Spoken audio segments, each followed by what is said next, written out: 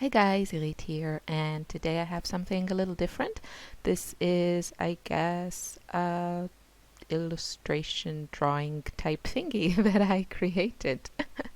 Now you can see there that I already have some color on my paper, and the way I created this lovely frame is by using masking fluid with a brayer. And Danielle Donaldson, who is a wonderful watercolor and mixed media artist, in her latest class, she shows how to do that. So I didn't want to post a video of this because I learned it from her class, but that's how I created. It's pretty straightforward, but I never would have thought of doing that with masking fluid had I not seen her use that technique. So yeah, I applied the masking fluid and then I added some watercolor, and you have to wait until your masking fluid is completely dry to add watercolor. And then once everything is dry, the watercolor is dry, you need to remove the masking fluid. Yeah, so that's where I started, and I thought about using this as a background for a scrapbook layout. I think that would also look great, but I decided to, I don't know, paint a little bit, and I was very inspired by Jody All. I hope I'm pronouncing her name right. She's a mixed media artist, and I just took one of her classes on the Artists Network, which is a wonderful resource for online learning.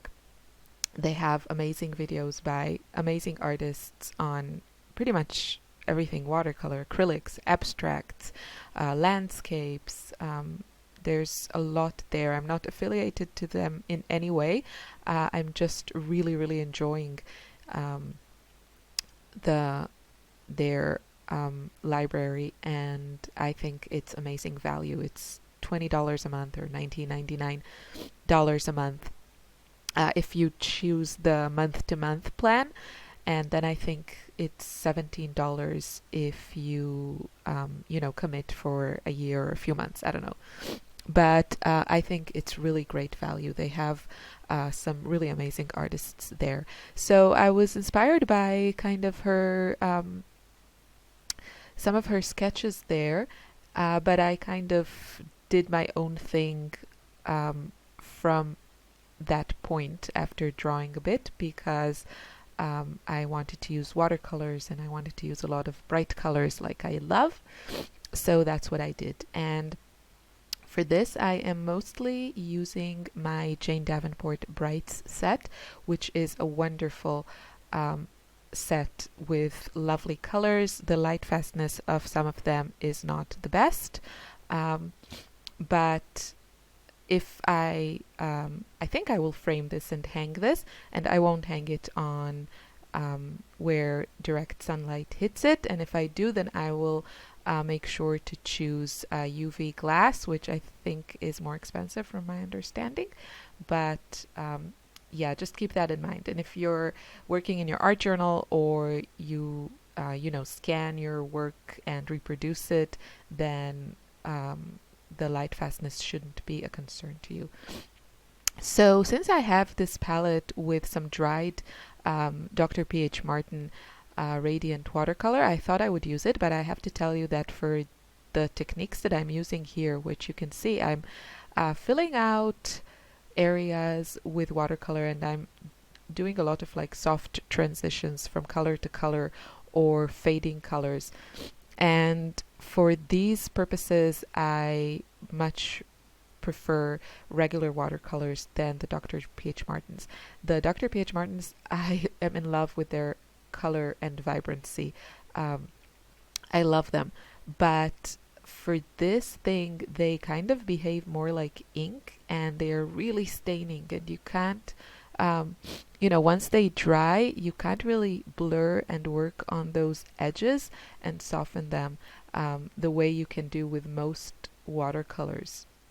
Some watercolors are also very staining, but then I try to avoid those when I'm doing something like this. So you'll see I did add a touch of the P.H. Martin ones for a pop of color, but mostly I'm going to use my Jane Davenport watercolors. And I was just playing around. It was so much fun to paint this, and yeah, it's just one of those things that it's kind of hard to know when to stop, but I did at some point. And it's now finished, and I have to make an effort not to throw it in a box with the rest of my watercolor paintings, because I really think some of those would look pretty hanging. And we have, I think, maybe two pictures hung in our entire house. We moved in 4 years ago, 5 years ago, and kind of never got around to, really decorating. So I know I should use my drawings and hang them, and I will try to to do that. Maybe this time it'll work. So yeah, I'm just adding building layers, and you can see that with watercolors you can totally build layers. If you add one on top of the other, then you can intensify the color. And I'm making it so the areas near the center are darker, or near some edges are darker, and then they fade out. And you can also see that you can totally mix colors. Like you can mix regular watercolors with the Dr. P.H. Martin ones. For example, I'm using this blue from the Dr. P.H. Martins.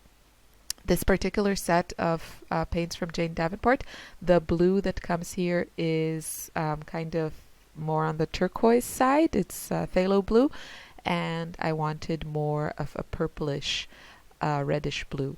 So I just used that dried paint that I had in my palette. And I'm kind of deciding my colors according to my first layer. So you can see where it's orange, I'm adding orange, and I'm trying to match the colors. It's really fun to mix your own colors. I do love, there's this fluorescent pink in this set, and I don't use it a lot on its own, but I love it for mixing colors because you can get some really beautiful luminous mixes with it. Especially I like to create kind of warm reds and oranges. So add it to a bit yellow, and then add some of the kind of purple, not purplish, pinkish color that is next to the yellow in the Jane Davenport set. And yeah, that's it. I also added off camera a little bit of indigo and some neutrals, just for a little bit of atmosphere. I don't know.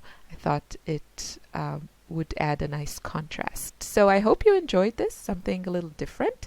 If you have any questions, leave me a comment. I wish you a lovely day. Thanks for watching. Bye.